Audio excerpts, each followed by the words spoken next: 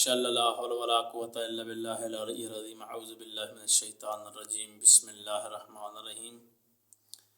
ناظرین، آج ہم آپ کے سامنے ایک بہت ہی پیاری ویڈیو لے کر حاضر ہوئے ہیں، اور یہ وظیفہ بہت ہی اہمیت کا حامل وظیفہ ہے۔ آپ اس کو کریں گے انشاءاللہ آپ کی ہر حاجت، جو بھی حاجت ہوگی آپ اسی وقت مانگیں گے اور ایک ہی دن میں پوری ہو جائے گی۔ اور بہت ہی آسان وظیفہ ہے، مشکل وظیفہ نہیں۔ آپ نے سب سے پہلے باوضو ہو کر نماز ادا کریں۔ ماہ رمضان کا مہینہ ہے، بابرکت ماہ چل رہا ہے۔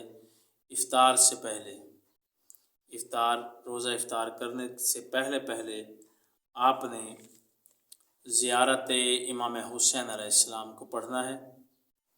زیارت امام حسین پڑھ کے آپ نے روزہ افطار کریں۔ انشاءاللہ آپ کی جو بھی حاجت ہوگی، دعا مانگیں، آپ کی حاجت پوری ہوگی۔